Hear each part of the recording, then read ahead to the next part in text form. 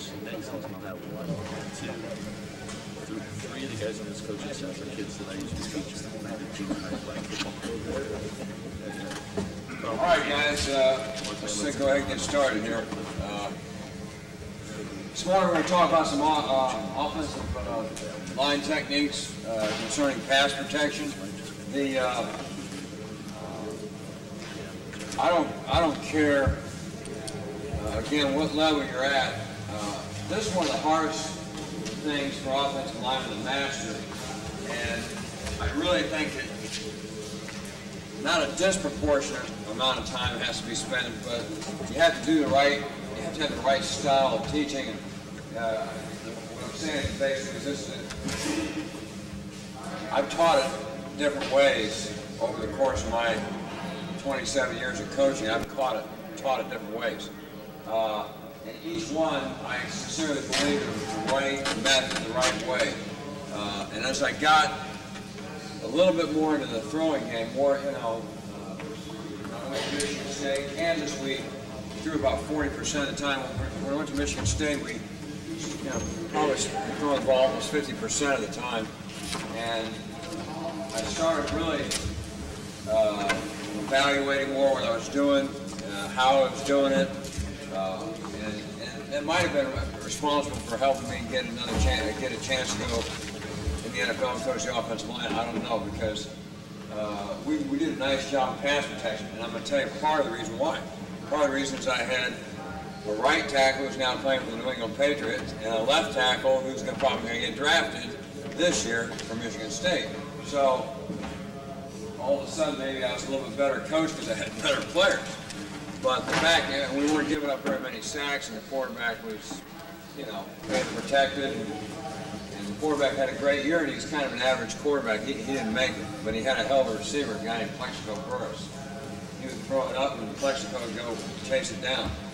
But anyway, some of the stuff I'll go over as we go over it. If there's something that, like technique-wise, and I think, last night we were talking about the pull techniques and those kind of things. That's really more what these clinics are about, is getting those techniques down where you can coach more efficiently. We can sit in a bar or a lounge or a restaurant or out here in the lobby or whatever and talk about different plays. And, I can talk about the power play or the zone play, but it might only concern a couple guys in here because they don't run the zone play or they don't run the power play, but a couple other guys do. Now, I talk about these techniques. These concern everybody. So, as we go through them, let's make sure you ask questions. I want this to be interactive. If you would like to get up and show me something that you're doing, whether I think it's correct or not, we can talk through it. But when I've laid this thing out, I worked kind of hard on this presentation because, like I said, when I do these presentations, one reason I take on these presentations is it makes me think. It makes me prepare.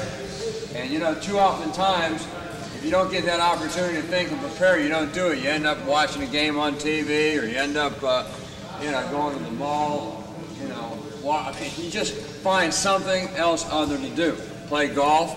But hey, I take these presentations because I'll sit down for 3 or 4 hours and think about different things that need to be taught and how they need to be taught. And then if I think I've really found something, that I try to incorporate it.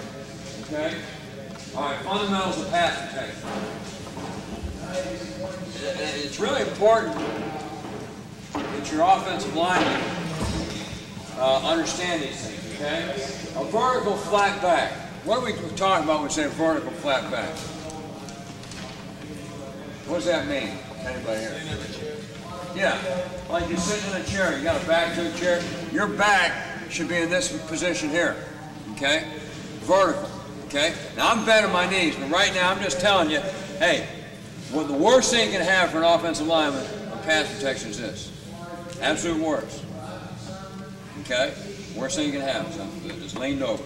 Now they'll lean over because they don't trust they don't trust their lower body, or they don't use a good bend in their knee. That's first thing why they lean over, okay? They'll put their hands way out here because they don't trust their feet. And we'll talk about some of these things as we go. All right, bend in the knees. Now these are not in particular order of importance, although I tried to put them there. I felt that if you didn't bend your knees too much, but you had a vertical back, that you could stay in a basketball position and at least screen a guy. You might get knocked back. You might get knocked back, but you can screen the guy off, okay? When you do like this, you're going to lose the guy right away. There's an edge created. You change your center of gravity. So the first thing is that vertical back. The next thing is we're going to try to bend our knees. There's a term that when we watch film and we're evaluating players, we say he's a waist bender. That means he doesn't play with his knees bent. If a young man doesn't play with his knees bent, you have to figure out how to get him to bend his knees, because that's absolutely the most critical part of pass protection. If he doesn't bend his knees, he can't move. If I'm up like this, when I move, the first thing that moves is what? Your upper body. So when that guy moves, if I don't bend my knees, the first thing that moves is my upper body. If I bend my knees, then the first thing that moves is my lower body. Okay? So what we try to do is we try to make him find drills that's a big part of the drills, bending your knees. Okay? All right. Next part of it is an inside post foot.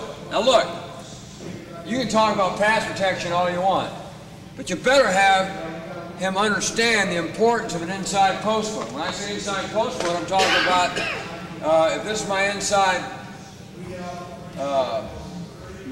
leg and hand right here, then that post foot should be like that. So in other words, the stagger, the inside foot should be up. Okay? That's the post foot. Now why is that? Because protection always starts from what? Inside out. And it's real important. Too many times, and I've talked about this, we do the mirror drill, and the guy shuffle his feet perfectly square. That's not a mirror drill. That's not what I want in a mirror. A mirror drill should be mirror pass protection. When a guy moves this way right here, I should put that post foot on. When he moves back this way right here, okay, I think a mirror drill should be working your post foot. He moves back, I restructure my feet. He goes this way. You see how my feet that to me is what I want. To me is a mirror. Because what you're learning is you put your post foot on a guy. Post foot's your power foot. Your stagger foot is your weak side. So when a guy makes a move to the inside, we always want that post foot on, because that puts all that. It's like a post means post. Have you ever run into a post?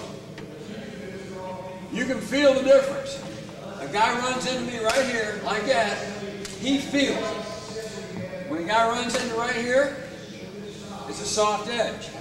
It's a soft edge. Where do we want the soft edge created? On the outside. So the post foot is critical. The post foot is critical. Hands tight. Now, I brought up this one time before. I said I want the hands tight. That means that, yes. Back to the post foot. Yes.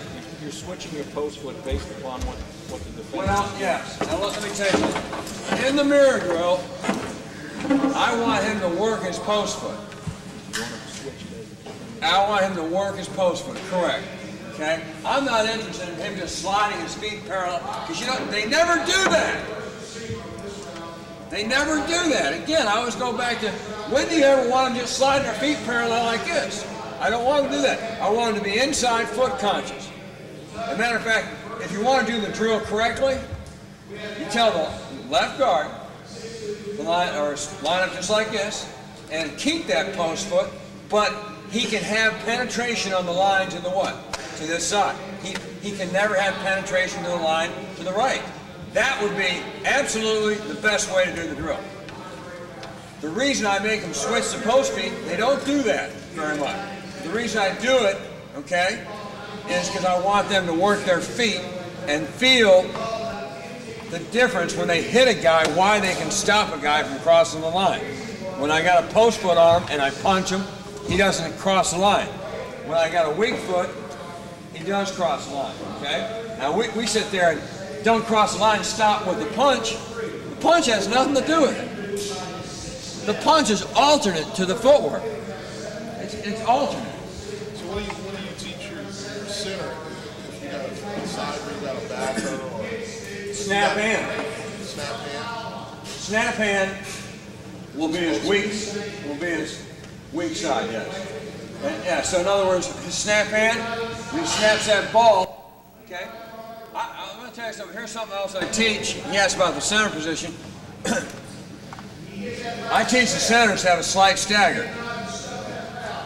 The reason I teach that is this. The center always plays with his feet parallel. The center, when he does that, will be one of the worst guys, unless he's athletic, very athletic guy, he'll be one of the worst guys at false steps in the course of pass protection. In other words, he's got his feet parallel, and you got him checking the linebacker to the outside backer. You know, like a dual read. He'll go like this. He'll snap the ball, and because his feet are parallel, he'll take his foot here and drive it forward. That's what I call false step. Now, we don't want him to do that. He drives it forward, and then he gets out. He's now out about a half a second later than normal, because there's a big difference between that and that. It's about that much, and that much can get you beat. Okay? Okay. So what I do is I teach them staggered slight, very slight, and I tell them, hey, the snap hand is like your what? Your down hand. Okay? And I've had centers who like that idea so much, and because they're a center, depending upon what they're doing, they go like this. They'll switch the feet if they've got to pull this way or whatever, and it's only that much. Now, it's hard to see on film, detect that much, especially at the center position. But if you study the center, especially my centers, you might see some of them switch their feet around according to the play being run. And it's only about that much. Only about that much. But because they do it, is what they're doing is they're giving themselves a power foot and a lead foot. Okay? A power foot and a lead foot.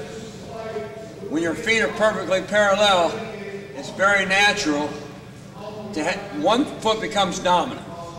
And if that dominant foot is the direction, is opposite the direction you're going, you'll have no problem stepping. If the dominant foot is to the direction you're going, what'll end up happening is you'll end up stepping underneath yourself to get out, okay? Because you don't feel weight, you don't feel the weight, you don't feel the proper weight distribution. You understand what I'm saying? I know it's a very little thing, but it's important, okay? Before you go on to your hands, can you teach also the jump technique on pass block?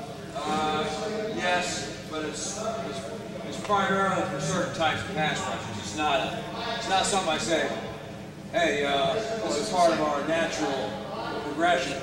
I look at a guy and I go, hey, he's too powerful, too strong, or he's got a hell of a double move, and I'm worried about my guy being athletic enough to handle it, and I say, all right, we're going to jump the guy. You know, we call it a sting. We call it a sting. Okay? Hands tight. All right, what about hands being tight? Okay? When you have your hands tight, okay, you're a better puncher. Hey, how many guys, now this is where we're going to equate to boxing a little bit, okay? I tell my guys, you get your hands out here, you're going to get what? You're going to get knocked out. You're going to get driven. You're going to get bounced into the ropes and you're going to get your butt kicked, okay? Now, you get your hands tight. Why? Because you can operate here, and you have to protect this. You see this area right there? Now, I'll give you a couple little things that really, I think, are very good tools that will help out. But this is what I call the target area. You got to protect your target, okay? Now, and I'll mention this right now because I use them. I have a target jersey. Okay. okay? And this target jersey is nothing more than a bullseye right here. I put it on the NFL players. These guys, that's bullshit. Why do I gotta wear this? I mean, I said, you know why? Because I make $200,000 a year and you make $4 million. This is my chance to feel good about myself. I make you wear a silly ass bullseye shirt to make $4 million frickin' bucks. You look like, hey, you look stupid. That's about the approach I took with it, because they kept, why are we doing this? Why are we doing this? I said, hey, that's where football's played. That's your target. I'm gonna show you something. We use it for the run game and the pass game. And they kind of liked it, especially the younger players after a while, because they thought what it is that made them think about how much that's true. Here's what you want to do. In the pass game, I want to what? Protect it. Don't let anybody into my target. Protect it. Keep your hands tight. Protect your target. Okay? In the run game, I don't want his hands there. I want to get that flat back so he can't get to my target right here. Okay? Keep that target here. Because if I open up that target here and those hands get in there, then he's going to stop my charge, my ability to come off the ball. So the target's protected. Now, I had a guy at Kansas when I first did this. I had a guy at Kansas who said, I'm having a hard time with it. I said, you are having a hard time. Because I said, you know what? I said, I'm taking the target jerseys off everybody but you now. You're the only one that's going to have it on because you won't protect your target. And he said, well, I don't know why I can't. I said, well, I don't know why you can't either, because I'm trying to emphasize why you should. So I got this great idea. I called his mother. I said, hey, can you send me a picture of yourself? Anything, Coach. How's my son doing? I said, well, I need it really, really bad. It'll help me coach him up on a few. She says, anything you want, Coach. I said, okay. She sent a picture about that big. Okay? I went in the copier, blew it up 200 times. Boom. Picture of his mom. Went down to his locker, taped it onto his target. He said, what is this? And I didn't let him wear it out, because if I let him wear it out there, they'd have really hounded his ass. But the offensive lineman went, what's going on? I said, I put his mom on his target today. You're not going to protect your target. You're going to defend your mom. Because I know your mom's important to you. He says, I think I got the picture now, Coach. I mean, he was real serious. And I said, okay. And he did do better that day. But the point is, hey, I was trying to get him to emphasize, hey, how important it is. How important is it? It's real important. You can't play football unless you can defend this area right here. You cannot. What do we say offensive linemen should have their hands where? Inside. Why do you want them inside? Because he who has hands inside controls. They control the block. Well, the hands are in here. They control me on pass pro. The hands are in here. They control me on the run block. I don't want this area touched. It's sacred. Protect your heart. Protect your target. Put a picture up there. Protect your mom. You know? Okay? All right. Hands tight. Now, first thing one of the pro players said to me, he says, hey, Coach, if your hands are real tight like this, they'll slap them out of the way. I said, well, I guess if you were to just leave them right there and let the guy go like this. I said, but that's what you got to be able to. He said, well, his hands are like this, he's got it better. I said, well, you don't protect the passer very good anyway, so let's try it my way, okay? All right? So he puts his hands tight like this, all right? And he's so worried about the minute the ball snapped, he'd go, I mean, he would put him back out. So it's another thing I use, and I go over, just some handcuffs. You just take some old rubber inner tube tires, and I'll put them on and twist it around, and there they are. And now guys can just get them in a preset like this, give them a snap, get them to pass protect with their hands tight. Just something to work on, the idea. They're going to be doing exactly what they do in the game. This is just something to force them to do what? Keep their hands together. Okay? Rather than me saying, keep your hands together, keep your hands together. Now, I could go invest in what? 10 pairs of true handcuffs. That might be the idea right there. Although, for a couple of those guys, I wouldn't want to unlock them. But, hands tight. Why? Because we want to protect that target area, okay? All right, eyes on target, okay? You have to have your eyes on the target, okay? Now, what's the target? What's the target? Yeah, the middle of his chest. Now, I tell him this, hey, his target is what you're trying to protect. If you watch his target, you'll make a lot less mistakes. That's hard for some of these guys. Some of these guys, it's kind of like playing golf, okay? You tell a guy to keep his head down and watch the ball, and he takes those nice practice swings, and I'm just as guilty as anybody. There's no finer looking golf swing, guy keep his head down than you have ever seen on the driving range shortly before my game. Smooth swing, don't care about the distance, hit it, go, wow, look, I'm gonna play good today. The minute I get on the first tee box, my buddy hits one out there about 275, I go, son of a bitch, forget about all your what? Discipline, all your technique, all the things that make it work, okay? And we're all guilty of it. We're all looking for little tools, to help us, okay? This guy told me one time, he said, I bet if I tied a fish line around your neck and put a snag hook on your balls, you'd keep your head down, because you wouldn't do that. You'd keep that head down. And so I said, well, yeah, that would be a good teaching aid. I don't know how many people would buy it, but it would work. Okay, eyes on target, all right?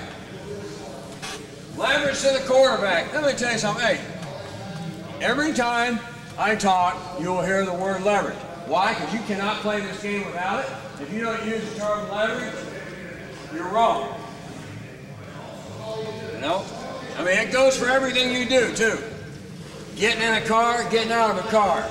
Eating dinner, getting underneath the string beans the right way. Using leverage on everything you do. Making love, leverage. You got me? Everything you do is leverage. Somehow you're using leverage, okay? You're creating a position of power, either getting in, getting out, lifting, whatever, okay? You're creating a position of power. Leverage to the quarterback is vital. All players must understand where the launch point is.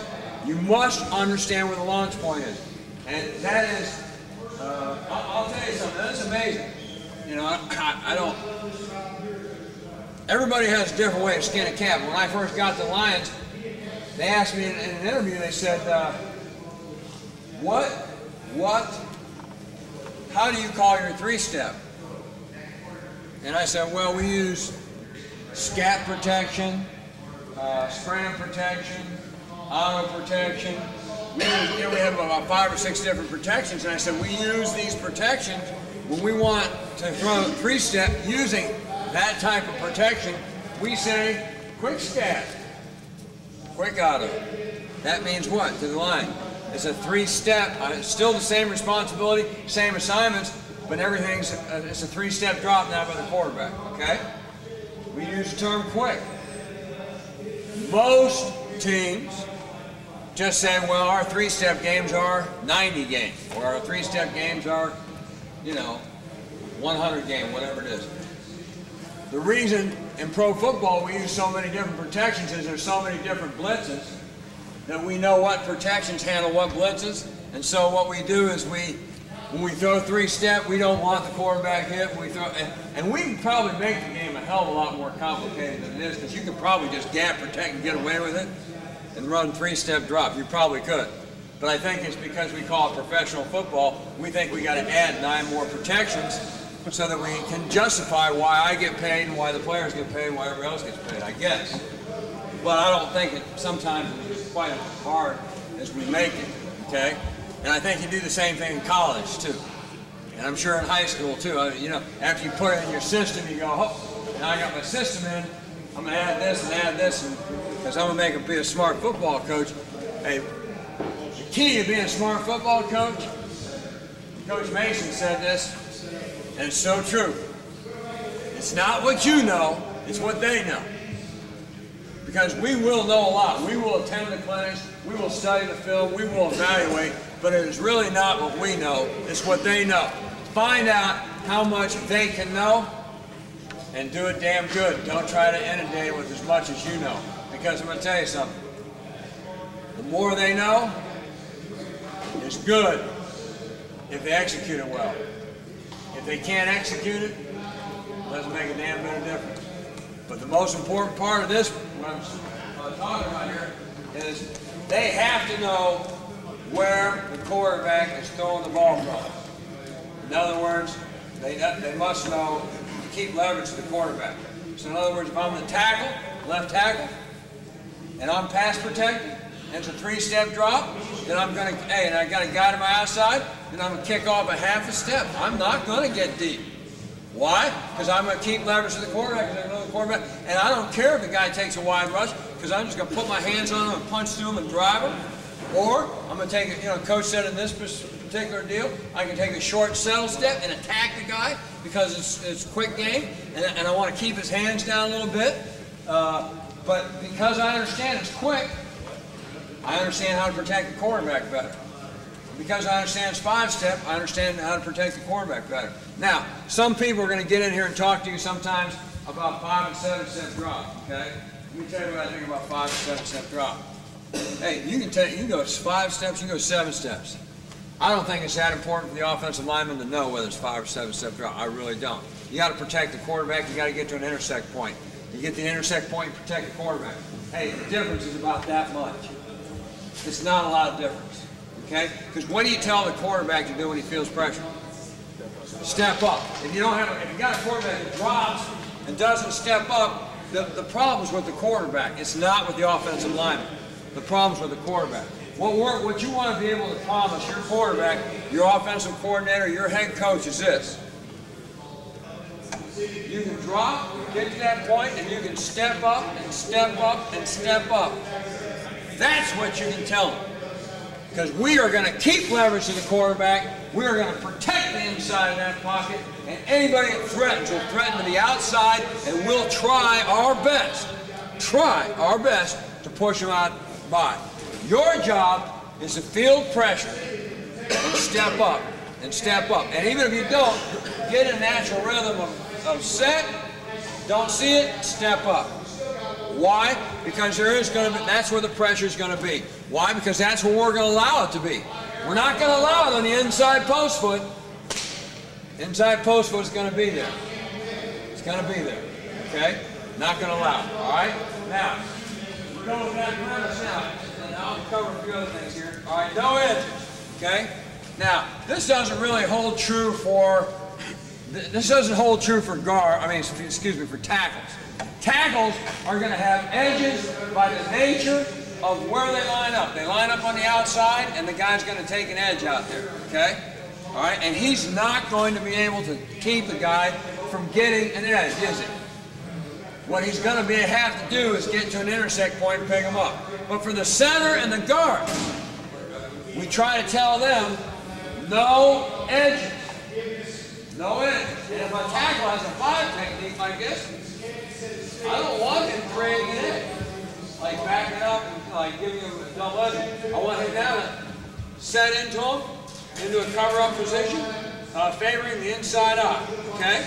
But get to a cover-up position. Why? Because if he's covered up and there are no edges, there is no rush.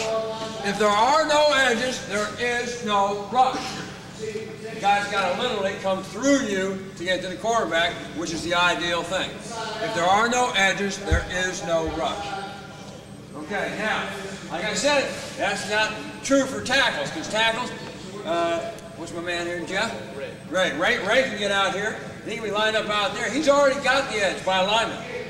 Now, how can I take that away from him? It'd be simple. Right when I get down here like this, okay, you're going to set 24, 55. I go like that. I wonder what he would do. What the shit's he doing? Would he walk out farther? Because if he did, it'd be ideal, wouldn't it? He'd be about, 35, 40 feet from the quarterback with the ball snap, you could probably at that point go ahead, take a shot at him, see if you can get him. You know?